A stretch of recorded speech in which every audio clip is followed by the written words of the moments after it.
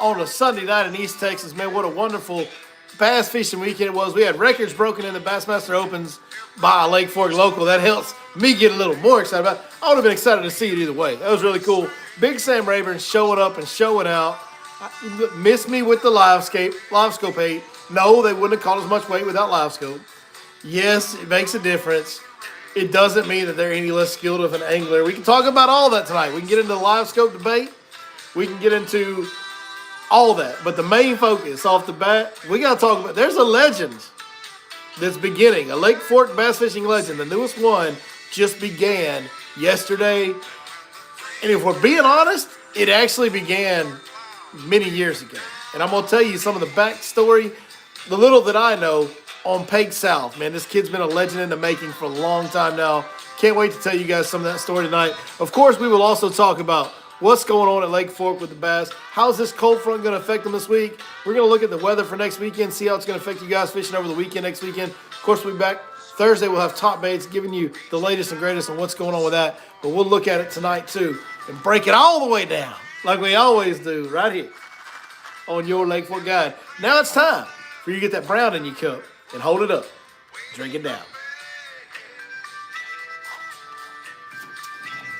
All right, got some folks in the chat. Got a Chris Curtis first comment in the chat. Hello, Chris. Appreciate you joining us. We're going to fade. Oh, ETC. Look, how many of y'all know about ETC now? If you know about ETC, we can be friends. I'm just saying. ETC is gone. I'm going to try and get the Facebook Live going as well so we can have more people joining us, hanging out. More people can get in on the goodness, ask some questions, all that good stuff. Y'all know how we do it.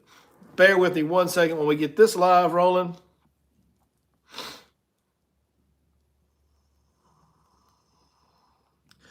I got to type while talking. That's, and I'm already fat thumbing it. See, I'm just the worst. I'm just the worst, man. That's all there is to it. We're going to put a real simple title on that because otherwise I'll be all monkeyed up, dude. Like, I'll be so monkeyed up, it won't even be funny. Can we turn it sideways on Facebook? On the old face space, can we get it going sideways so I can make my life easier to set it down on here? Like, there we go. Picture's a little blurry on there. That's okay. Don't nobody want to see me in HD anyway, right? You know what I'm saying? All right, let's get the Facebook Live. It's cracking, too. We're going to say hello to them here in just a second. Facebook Live in the house now. We got Facebook and the YouTube's going. If I'm not looking at one, it's probably because I'm looking at the other. I'll try to answer all the questions I can as we go along, especially towards the end. I'll answer a lot of questions. So appreciate you guys joining us tonight, man. First off, I said it Saturday on a little short video I posted, but congratulations to Pake South, man. The newest Lake Fork bass fishing legend, it has begun, right? Like, and to many of y'all out there, this may just seem like, well, this is just another pro angler from Lake Fork. Like, there's been many of them over the years. It was a great weekend for Lake Fork. By the way, Takahiro Amori, okay, he's a Lake Fork local. He won on the Bass Pro Tour this weekend. So Lake Fork's just dominating right now. Like, all the Lake Fork guys are killing it right now. I don't consider, so let's put some boundaries on this because we're going to talk tonight a little bit. We're going to get into who is the greatest tournament bass angler from Lake Fork. And I want to make a distinguish. I want to distinguish something. You can't move here after you've made it. So, like, Takahiro moved here to Lake Fork, and he wasn't like the big classic winner and all that. You know, he moved to Lake Fork before that, but he moved here he grew up in Japan. He didn't grow up at Lake Fork. Dean Rojas was a Lake Fork local for a good amount of time. He moved here. He didn't grow up at Lake Fork. So when I say the greatest Lake Fork tournament angler, the greatest Lake Fork legend, just remember, guys, I'm talking about dudes that, you know, cut their teeth here, grew up, matured. Not necessarily had to grow up here, but they spent some time here as a young man before they were on tour level angling and doing all that. So I want to kind of distinguish that as we have that discussion at some point tonight. But Pake South is definitely one of ours. Like, he grew up right here. He grew up, Winsboro is where they say he's from now. I'm sure it's probably where he lives now. I know, pretty sure he lived out there like Holly Lake Ranch area growing up as a kid. I think that's where his family was living at. I know they had access to it for sure because I remember Brian South, his dad, talking about fishing in the lakes at Holly Lake Ranch, which I don't know. They may still be hammer holes. I know back in the day those were like holy crap, hammer holes. And I know they spent some time out there. I remember having that conversation with Mr. South, Brian, his dad. So, um, man, all time record on Sam Rayburn. I guess before we get into the Pake South story, let's talk about the Sam Rayburn story. Big Sam. Here's a thing. I don't even know where to start, so I'm just kind of scatterbrained. We'll just narrow it down. Here we go. Let's start with this. One thing at a time, right? I hear people all the time talking about the lake needs to catch some water. Lake needs to catch some water. Man, it'd be good if the lake would catch some water when lakes are low. Like Rayburn, they pulled it to work on the dam. Plus, we've been dry. Like all our lakes are a little bit low right now. Forks 3+ foot low. Toledo's several feet low. Like all the big lakes are a little bit down because we have been dry this year. But they pulled Rayburn, and then it got dry too. So it's like 9 foot, I think they said, low. It's pretty, as flat as we are in East Texas, that's a pretty extreme amount of low water.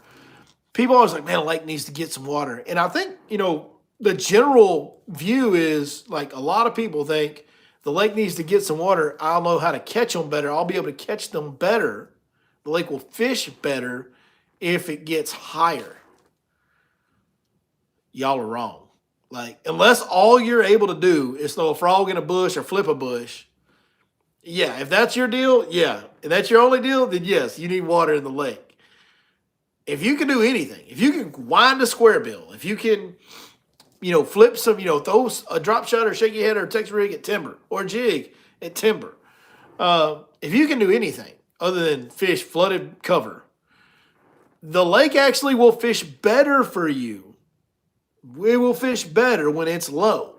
Being as low as Rayburn is a big contributing factor to what we just saw this weekend. So was it 96 pounds over 3 days, I believe it was for Pake? 96, somewhere there. Broke the old record by 5 or 6 pounds. It was right around 90. So really hammered the Opens record. And by the way, that's one of the best 3 days of bass fishing we've ever seen. The only place that's kicked out a better 3 days of bass fishing on that top professional level is Lake Fork. And Lake Fork's done it several times. We saw Koya Fujita had over 100 last year. I think there were some other guys right there at that same mark that Pake was at for 3 days.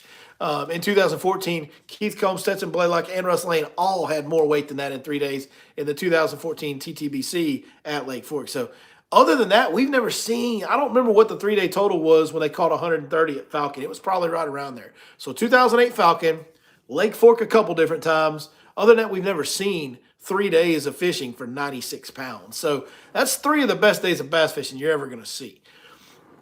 The lake being low is a big factor of that. I mean, the reality is, guys, you've got the same amount of fish in less water.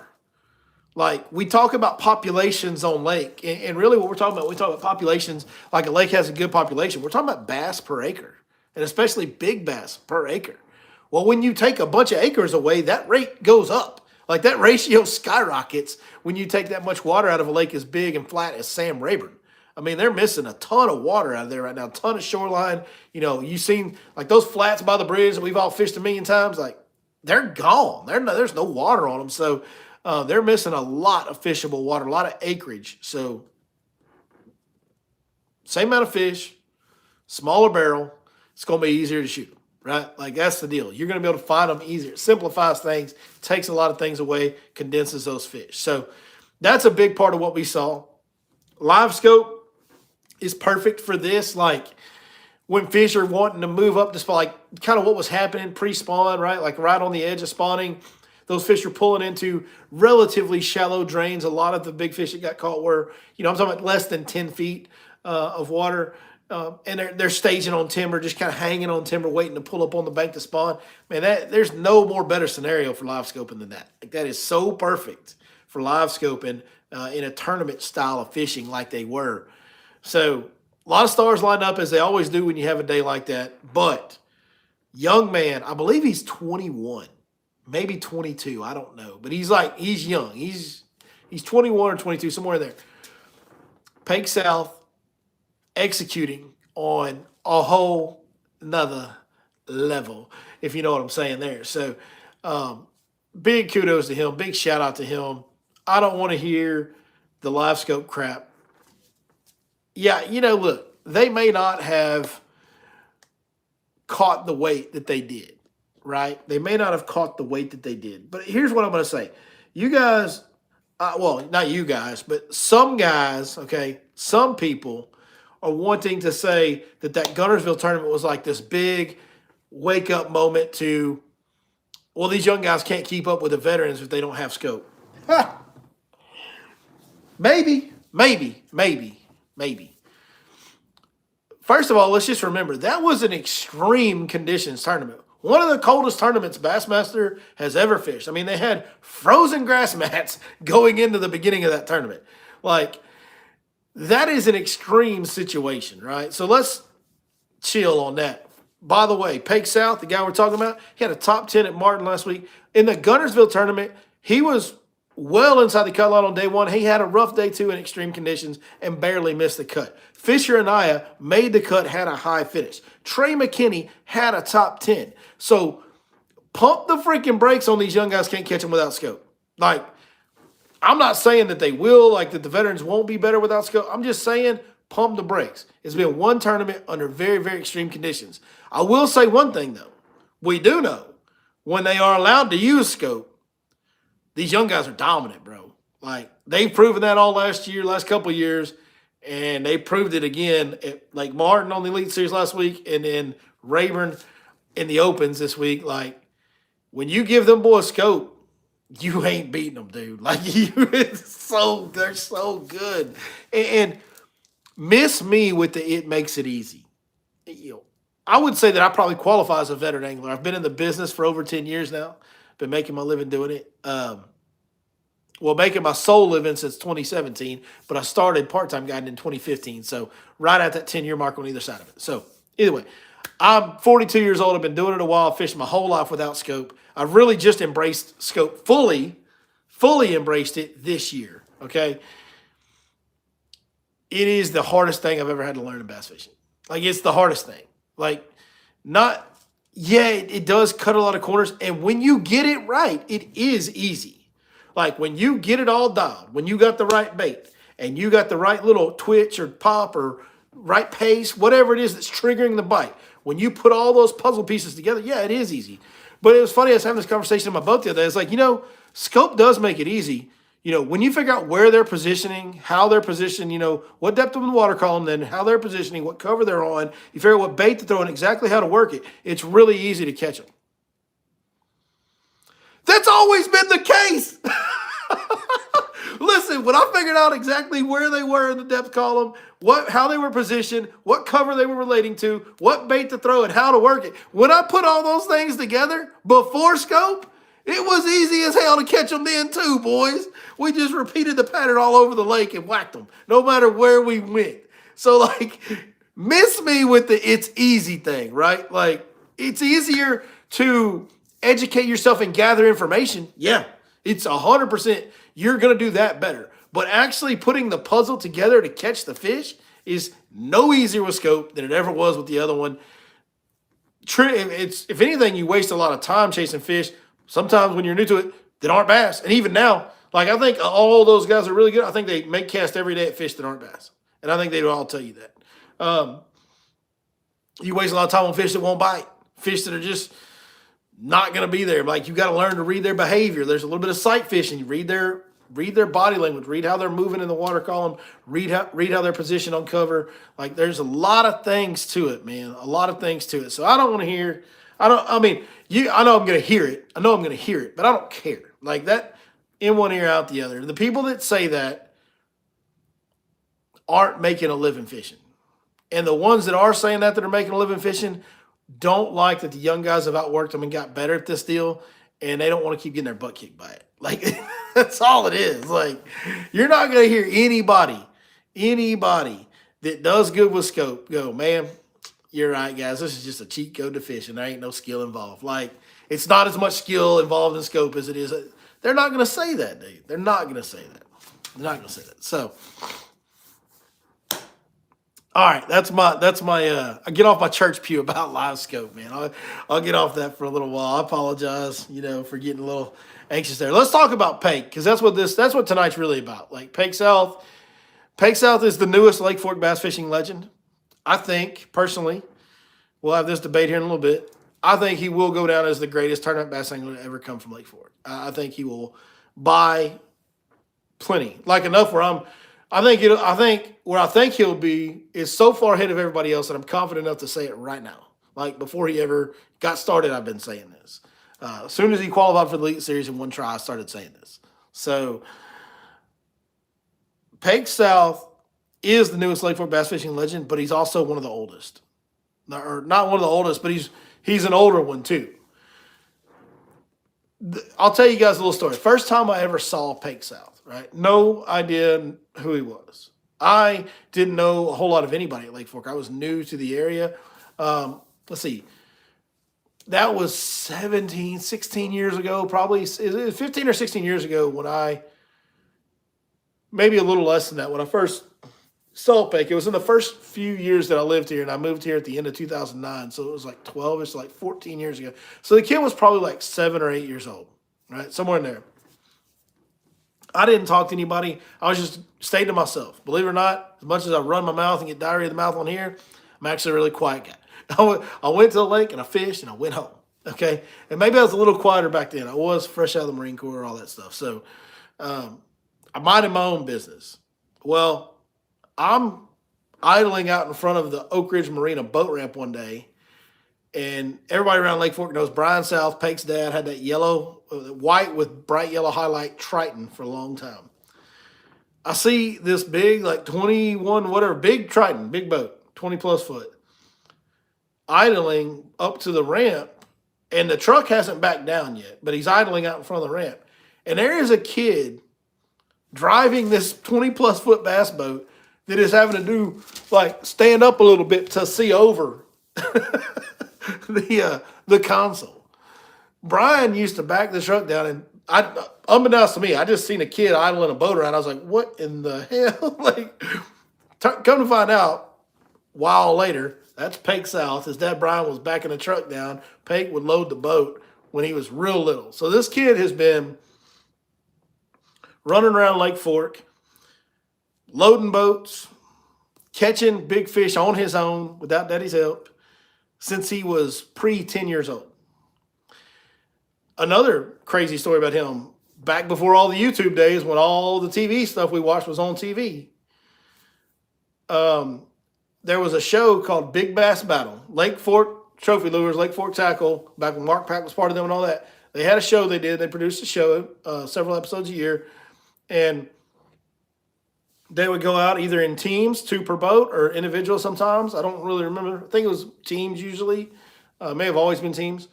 But they would have, like, whoever caught the biggest bass that day was the winner. It was called Big Bass Battle. It was one of my favorite shows. I loved it. It was local to me. It was really, really cool show. Pake was on there about that time when I saw him, when he was like 8 years old. He was on there. And it was Pake, and I believe Pake was in Tom Reddington's boat, if I'm correct. Tom Reddington was guiding here at the time, and he was just about to or had already broken out on FLW. Reddington had. Justin Rackley was here guiding at that time. Lake Fork guy, he was on that episode. And there was somebody else. It may have been Mark Pack. It may have been somebody else. I don't remember who the fourth was. But I remember Pake was on the show. And if memory serves me correctly, I think Pake won the Big Bass Battle that day. I think he won it on a deep fish, on a drop shot. And he caught I think it was like an 8-pounder or something that he won that day with. But yeah, so Pake South, pre-10 years old, was going on fishing TV shows and beating professional anglers. Like, this kid has been a legend for 15 years, and he's 21, 22 years old. The old days of the Texas Fishing Forum, back when everybody was on there, I know not a lot of folks use that anymore, just so many social media options these days or whatever, but I remember seeing comments and posts on there every time, like Brian South was a member on there. I remember seeing some videos posted of Pake, like sight fishing on a small lake by their house, and he was like on the back deck, and Brian's just filming him. He's this little bitty kid, and he's back there pitching as fundamentally correct as you can pitch to a bed. And just whap, whap, whap. Just, if you know bed fishing, he's getting that bait in and out quick. He's putting it right on him. Quiet entry, shake, shake, shake, pop it out, pop back in. Like, he's doing it, man. He's this little kid, and he's doing it the exact same way me or, a lot of great, not that I'm a great bed fisherman, but a lot of great bed fishermen are doing exactly like they do it. It's textbook, man. He's like this little kid. But anyway, that was on the Texas Fishing Forum. I remember seeing comments. It just stands out to me because I took note of it in my head that might actually be right. There's people calling him like the 2030 Bassmaster Classic champion when he was less than 10 years old on internet fishing forums. He is a prodigy. He is, to me, he's the closest thing to like Tiger Woods that I've personally known of and seen in bass fishing, where, you know, the whole golf world knew Tiger Woods when he was little bitty. And it was like, this is coming, this is coming, this is coming.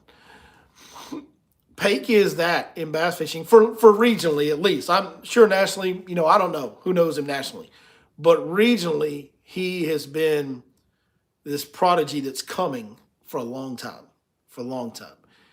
And it's been one of the coolest things in my lifetime in bass fishing is watching this come to fruition for him, right? Like, you know, listen, the wheels could fall off for the young man. Different things happen in life. Bass fishing is no easy task, man. There's so many financial hurdles. And, you know, who knows? Kid gets married in a few years, has his own kids, doesn't spend as much time on the water, then he's not going to be as good. Like, there's all different kinds of things that can kind of steer you off the tracks to be, you know, the greatest bass fisherman in the world.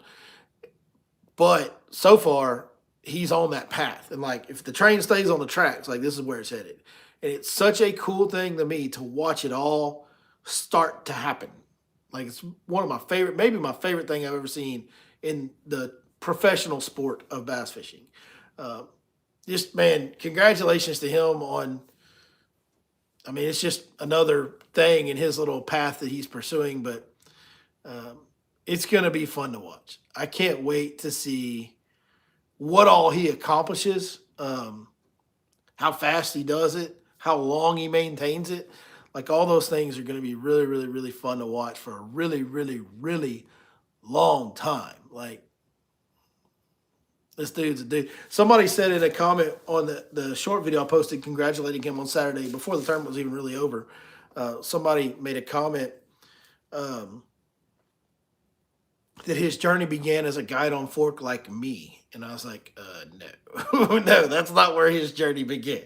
Like, Pake guiding on fork was like a little side hustle on his way to where he was always supposed to be. That's all it was for him, man. He's just, he's a special kid, dude. He's a special, and here's the best part about it.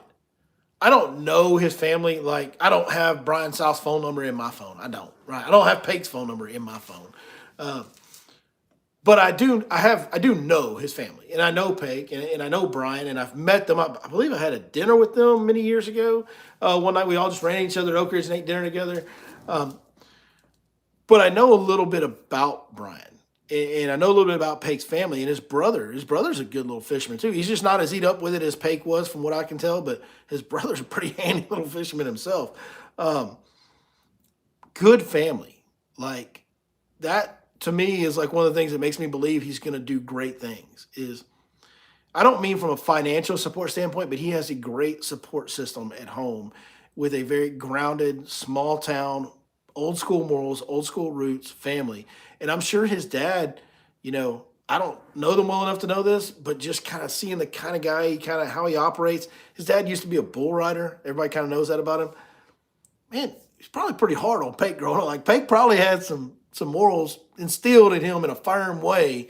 Y'all know what I'm saying there. Like, not trying to presume anything there, but y'all know the odds are, right? The odds are in that situation. So, and Brian fits that bill. So, good family.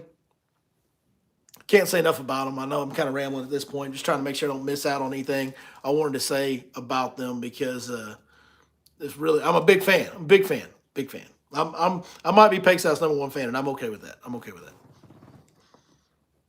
So, cool for Pake South. Now, let's talk about why am I saying that Pake will be the greatest tournament bass fisherman from Lake Fork of all time.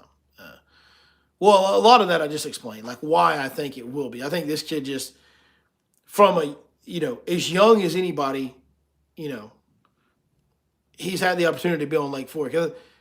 To my knowledge, Brian South still has that same boat. So it's not, like I said, it's not like a big financial backing situation, but like, Brian's just an old boy that likes to fish, and his kid loved it. And man, Brian was a good dad in that way, where he just supported his kids' passions, like no different than a kid that loves baseball playing travel ball. Like Pake got to do all that stuff, but at the same time, Pake had to go figure the fish out himself. Like when they were in high school and stuff, it wasn't Brian making the plans for where they were going to fish. It was Pake, from everything that I know and understand about the situation. So he's just had this upbringing where he's in the right area. He's in like what I call the bass fishing mecca, where we've got all these bodies of water. And Pake fished Lake Fork a lot. He is kind of considered a Lake Fork local. He's guided here a little bit, but like, man, Pake fishes all these lakes. Like I know that from when he was a kid. He fished all the lakes around here. He wasn't on Fork just like religiously. He was on there a lot, but he was on ponds, he was on Sandlin, he was on Cypress. Like he fished them all. He fished them all thoroughly. So he's well-rounded and diverse in that way. Like that's one thing about our area around here, East Texas. It's a great training ground for anglers because you can fish offshore structure, you can fish timber, you can fish grass, you can fish rock.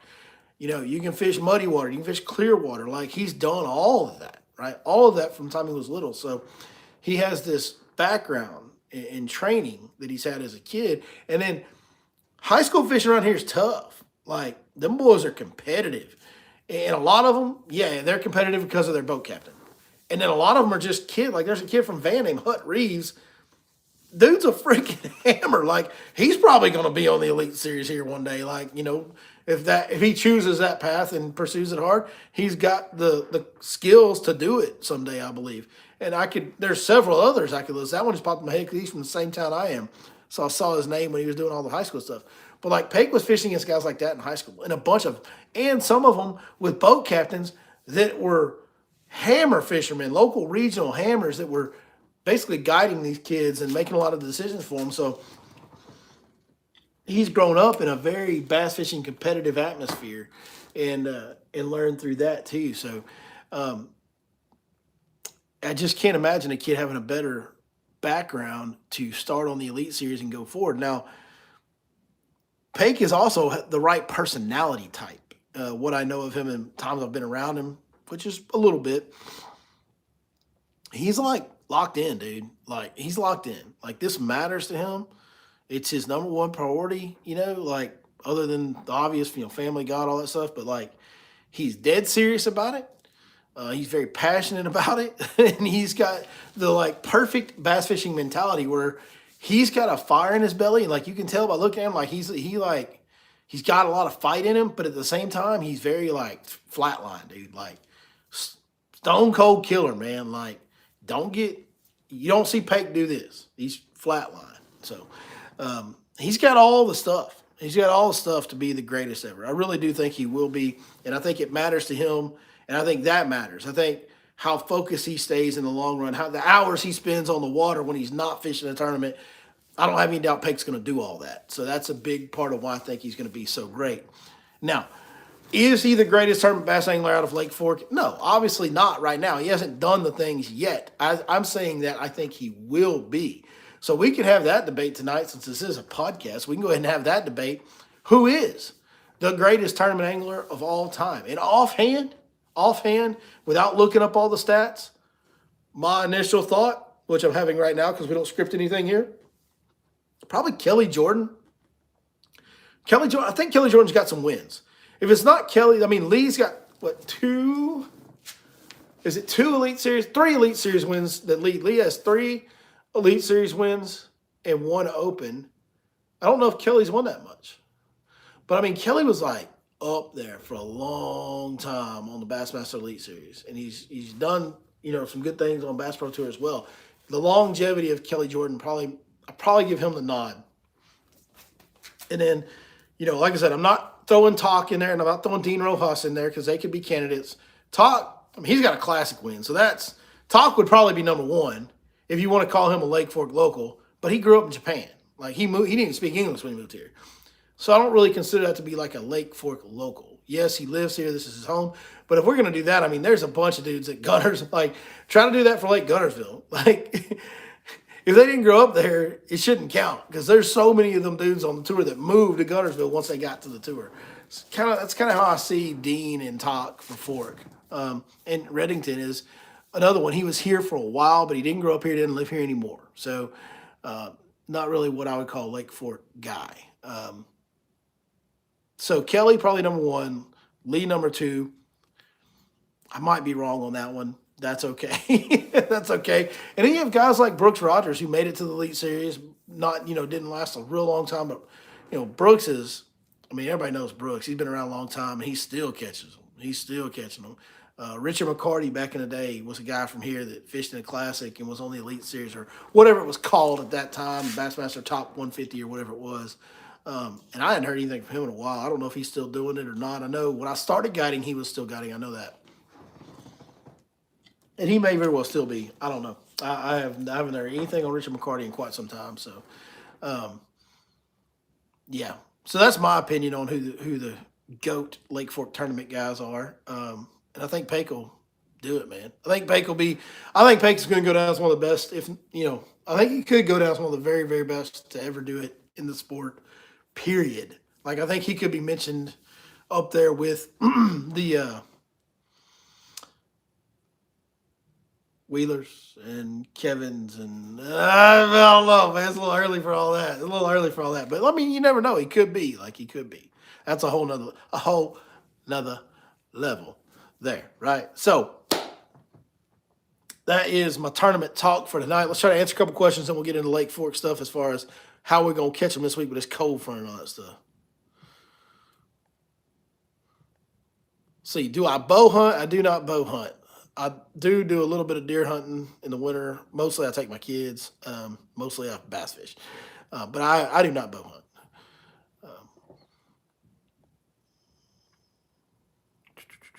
That's the only real question we had. Are you going to grow up and start chasing walleye? No. No. Probably not, man. Like, I'm not a table fare guy, dude. I just like bass fishing. I've always been that way.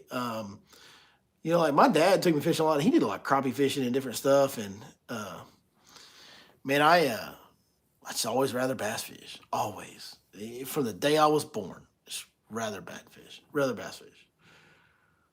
No matter what it was. Well, Facebook's a lot harder to catch up on comments on because every time somebody moves in or out of the chat, they put something on there. So that's hard to do. Ron Kasner says he just ordered ML2 because of me. I wonder what ML2 is. I'm not real sure what that is. Something I mentioned in the video, I'm sure. Wayne Melton on Facebook said he caught some on beds today on Hawkins. I don't doubt it, man. The temperatures have been warm enough for a while for us to have bedfish, and I haven't gone looking much. I've looked a little bit, but I haven't gone looking much, but I haven't seen any. God, Facebook is so hard to keep up with the comments on. So,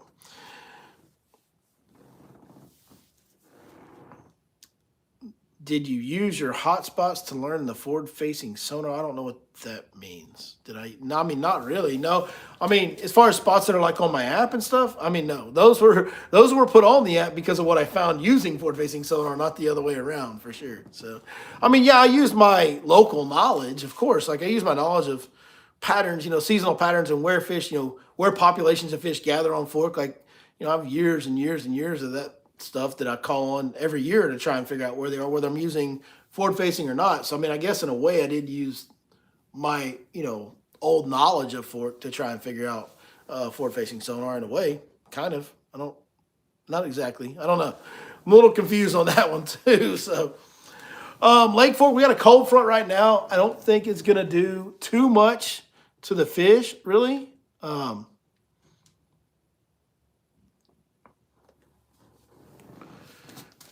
What is this? Oh, Beacon Outdoors. It's a new outdoor store around Fork. What would it take to get you to swing by once in a while and pick out a few hot baits? Oh, yeah. No, we'll do that. That's no problem. I'll get in touch with you. We'll do that. No, we'll link up. It don't take nothing. It just takes asking. That's all it takes, brother. It ain't like that. Yeah, definitely. So Beacon Outdoors, he's on TikTok. I see him on TikTok all the time. I never met the guy face to face, but I do see him on TikTok. I like the stuff he does. He seems like a family guy, a godly man, and He's got a new outdoor store, and I don't even know exactly where it is. I'm sorry, brother. I wish I could give you a better plug than this, but we will do it soon. I'll get in touch with you, and I will come by the store and check that. I've been meaning to do that anyway, but a little busy this time of year, but I want to do that. So, all right.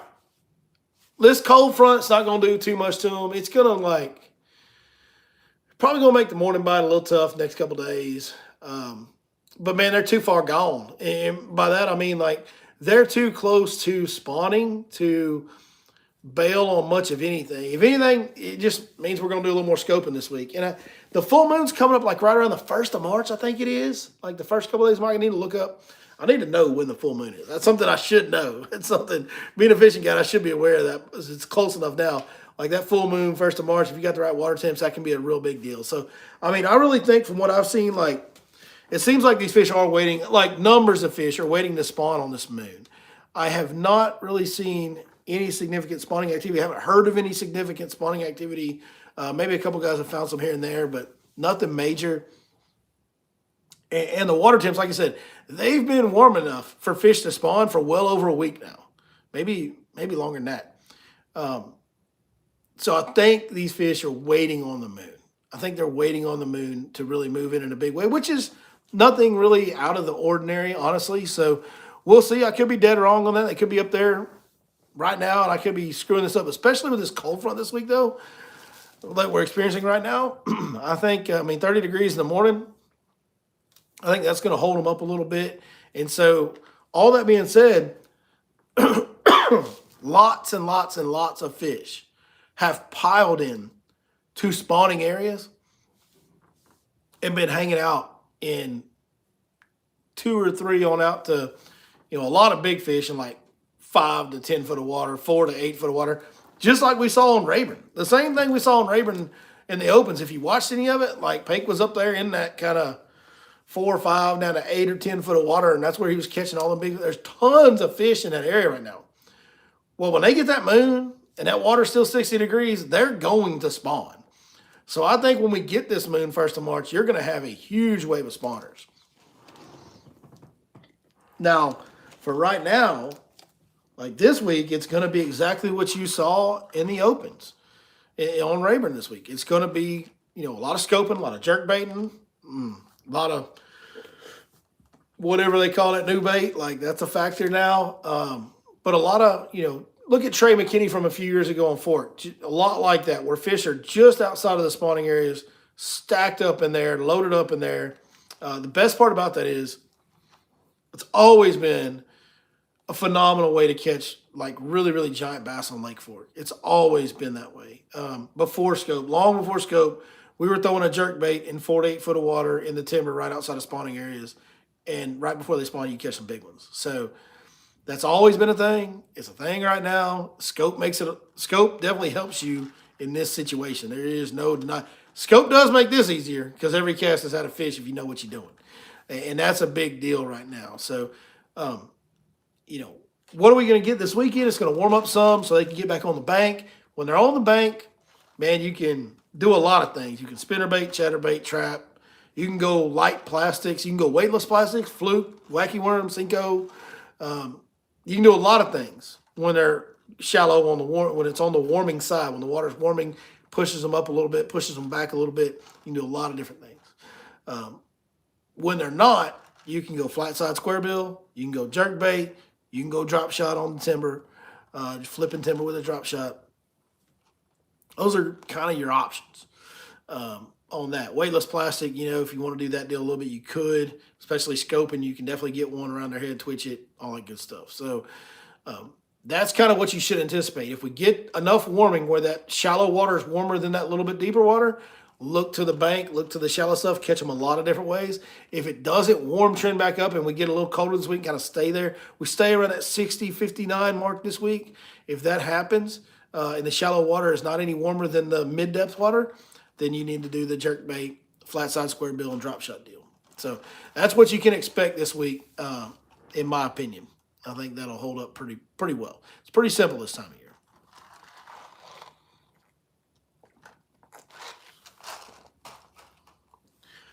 Oh, ML2 is hummingbird. So Ron Kazan went and got Mega Live too. I done sold somebody a forward-facing sonar unit. Somebody sponsor. Y'all need an electronic sponsorship now. Holy crap, dude. Not really, because I use multiple different brands. So if I get if I get an electronic sponsor, it's gonna have to be from like a dealer, not a brand, because I use multiple brands. So speaking of that, dude, that new Lowrance XL, ooh, it looks nice. Hey, listen, we've been saying for a few years now the next big thing will be Live 360. Well, now Lowrance has done it. Lowrance has done it.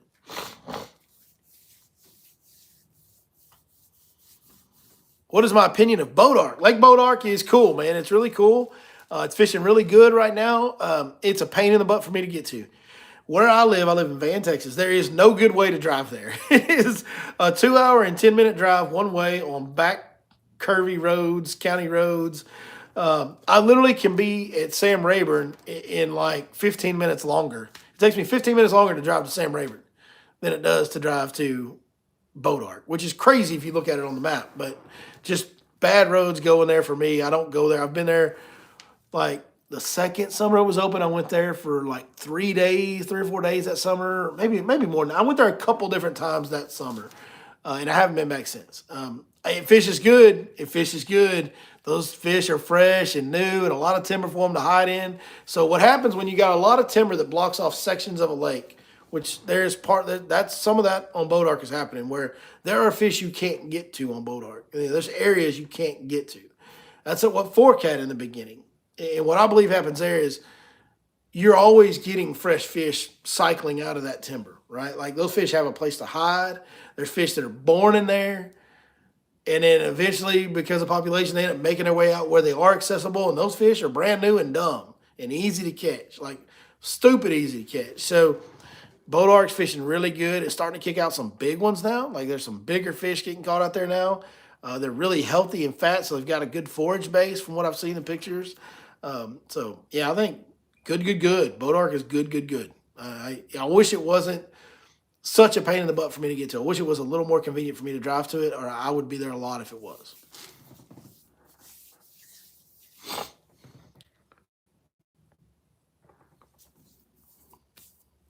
Top water up in Glade, weightless soft jerk baits. Yeah, I mean, probably not the first few days of this week at least with this cold front. I don't think you're going to catch them on top tomorrow or the next day or the next day. Maybe by the weekend that'll be back around though. What are my thoughts on Rayburn boat ramps, and do you think Sela will run their tournament? I'm not familiar enough to comment on that. I fished Rayburn some. I fished it a decent amount as a kid. I fished it a little bit as an adult that knows what I'm doing a little bit. And I've not fished it when it's been this low that I know of ever. So I don't know. I don't have the knowledge to comment on that.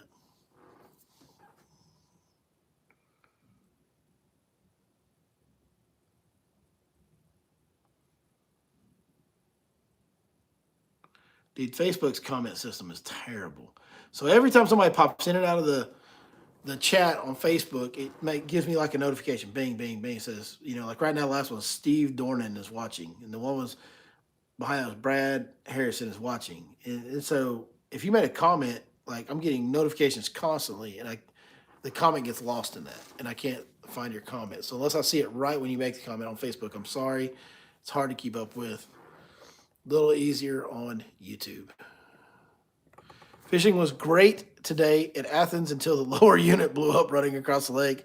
I only saw one on a bed today, but they were chewing on the deep grass edge. So that's exactly what I'm talking about. Like, that's John Denny. Damn, John, I hate that your motor blew up, man. That's my buddy right there. John's a good dude. John's a good fisherman. So I've been wondering about Athens. I've been wanting to go down there. Ain't got a chance to yet. But I was like, man, Athens might be good. And it is. It sets up good for this pre-spawn stuff with that deep grass edge it has out there. And if they're going to start spawning, they will usually start spawning in a big way a little bit earlier on Athens than they will on Fork. So I've been wanting to kind of go down there and see if they're spawning on Athens yet. But from what John says, same thing. I really think these fish are just waiting on the moon. I know we've already gone over that, but, man, I really think, maybe a few stragglers here or there are going to spawn. I think the big wave is waiting on this moon. And when that happens, it's awesome. Because if you like to sight fish or you like to fish for spawning fish, it's awesome. Because when they wait on a moon, So many of them go up at the same time. There's just, you go looking and there's like fish everywhere, dude. And so let's kind of go over that, because what you're going to see, posted a video on this a few days ago where I did a big extensive study on this several years back. But what you're going to see is on that full moon, they're going to pull up on the bank. You're going to see fish on the bank. Males are going to start finding a place to bed. That first couple days, first 2-3 days, mostly what you're going to see is males. Third day, you're going to start seeing females. Fourth and fifth day, you're going to see a lot of females. Like that fourth through sixth, seventh day, that's where you're going to see the pairs locked on, aggressive, where the big ones are really, like the big females are going to bite the best, like be the easiest to catch. So just know that going into it. Like whenever you have the full moon, you're going to see a lot of fish up there. They're going to get easier to catch a few days after, and they're going to get paired up a few days after. So just understand that's what's going on.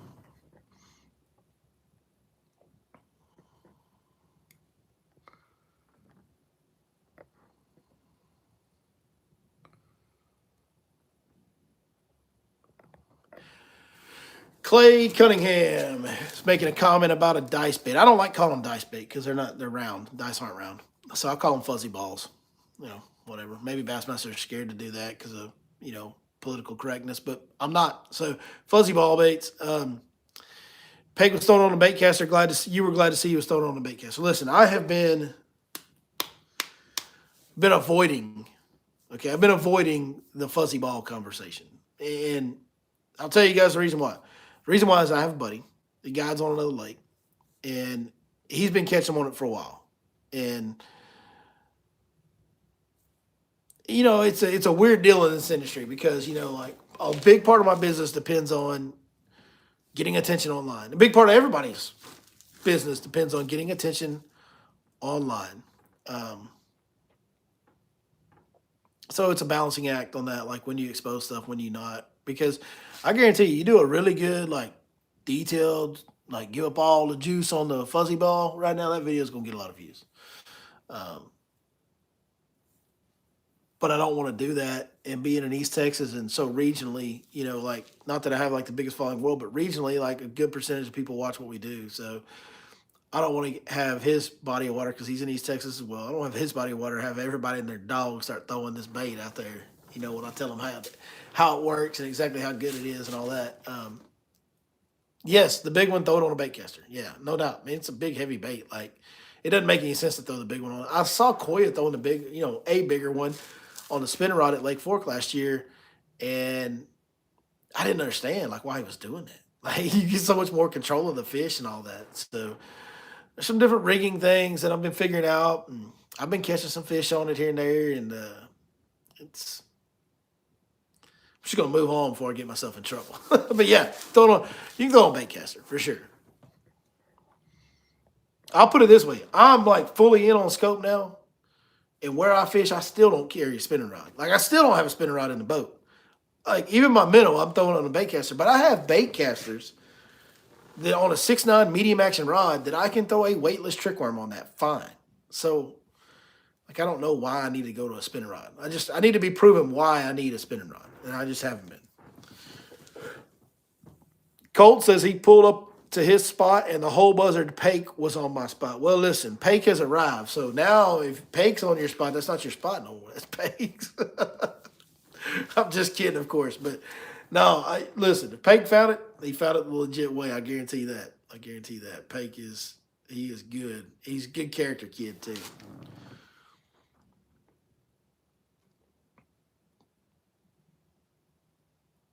What would you recommend throwing for tomorrow? Yeah, probably a jerkbait. It's the number one thing for tomorrow. Cold front day, jerkbait probably is going to be number one. Flat-sided square bill is not out. That's a good one, too. It just depends on how your water's set up. If you got the right depth, the right cover, then, yeah, flat-sided square bill can be a real deal tomorrow, too. But, yeah.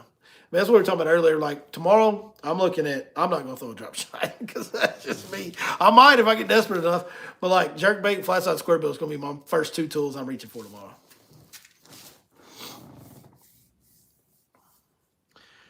John Denny fishes the Hallbrook Thursday Nighter, which Pake fished a lot. And John says, as someone who fished against Pake every Thursday for the last couple of years, he said that dude can straight catch him under any conditions. It makes me feel better that he is also beating the pros, too. Yeah. Yeah, he is he's special, man. He has been for a long time. He has been for a long time. Timothy Stevens said there aren't any secret holes on Fork any longer. Yeah, there's not, but like, there's not secret holes per se. You know my favorite thing about scoping? My favorite thing about scoping, you don't need a spot. It's more of an area and pattern deal. Like you can duplicate. Like once you pattern the fish, okay, the fish are setting up in 10 foot of water. They're suspending from 4 to 8 foot on those trees in 10 foot of water, and they're in the front third of the creek. Well, now I can go duplicate that all over the lake. And there's a ton of coves on Fork that are going to have a lot of good fish in those areas. You know, if I find them in one or two, I'm going to find them in a lot of them. Not everyone, not everyone. So there's something to the area. But like, it's not like it has been before in the past where you're like, I need to be in this bend of this creek to catch them. I got 5 bends today that I need to fish. Those 5 bends, that's where I'm going to get the majority of my bites. Well, that's not the deal anymore. The scope makes it way easier. It's an information gatherer like no other. Like that part, it makes easier for sure. Like catching them doesn't get easier necessarily, but information gathering, it's huge. And so once you pattern them, it's unbelievable. It's unbelievable. You can just duplicate the pattern all over the lake. It's on a big lake where you can have a lot of areas that are going to line up similar. Yeah, it's really good. Like this time of year, those fish are choking in these spawning coves. Man, there's 100 of those on Fork. So we can just duplicate it. It's awesome. It really is. I literally had a day, I don't remember when it's been, I don't know, it's been a little 2 or 3 weeks ago. I don't know, something like that. I don't remember exactly what day it was. But I just remember I had a day where I had been fishing on one side of the lake, on the west side of the lake, and I'd been scoping them and catching them pretty good. And I had a pretty solid pattern. And then one day I just went to the complete other side of the lake, launched and started on the other side of the lake. The first cove I went into, caught a good limit of fish in the first hour. Like, it just duplicated the pattern from the day before. It's unbelievable at duplicating patterns.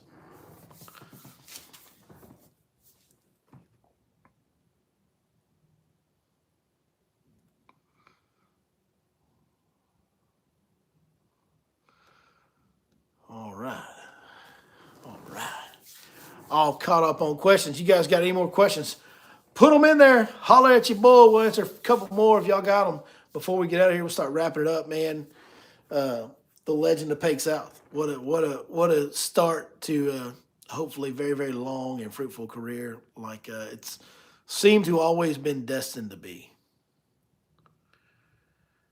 You think Team USA needs a shout out? The hockey team? Yeah, man. Hey, hockey is a fun sport, dude. I'm a big fan of hockey. USA Hockey beat Canada. That is a very big deal. And did you see the goalie's helmet? Because the Team USA goalie that just won the gold medal against Canada in hockey had a big bass on the side of his helmet, dude. Come on, man. That's awesome. You know, if you can use the ramp at Coffee Creek Marina, I would not put a big boat in there.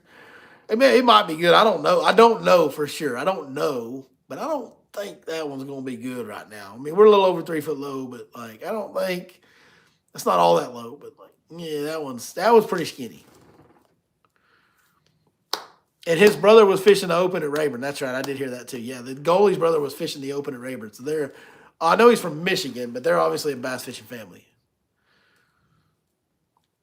Both teams beat women. Oh, the women won the gold against Canada in hockey too? Hell yeah, come on. Come on. Thoughts on a 7.5-inch line through for scoping? Yeah, I think it's got its place. The fish have got to be in a. First of all, you got to see them a long way off.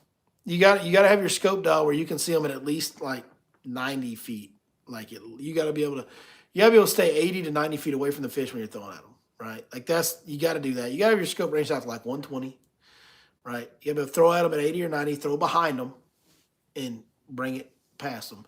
The reason I say that, they're going to follow that line through a lot. And the fish have got to be in a mood where they want to do that. Like, they've got to be in a mood where they're willing to follow a bait a long ways.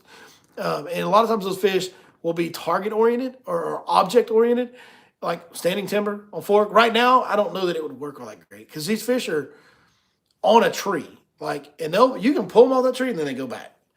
Well, that's not really going to set up good for line through. Like you want something you can really keep in their face around that tree a lot. A jerkbait, big deal. I've been getting some of them on flat side by banging it off the tree where they are and then twitching it around that tree, just little subtle twitches with a square bill. But I'm literally hitting the tree, pausing right by the tree with the square bill, and then twitch, like kind of fishing like a jerkbait. So right now, I don't know that the line through would be the thing, but like later in the year, if they want to wander a little bit, they want to pursue bait a little more, yeah, line through, and it does go slow. It does go slow, but if they're not willing to leave that tree and just leave it and follow a bait, I don't know that it would work right now. So they got to be in the right mood. You got to be able to throw it a long ways because they're going to follow it. So you don't want them. You don't want to pick them up at 40 or 50 feet. They follow it 30 feet, get 20 feet from your boat, and they bail because your boat's there. That would be what I would caution you against on that.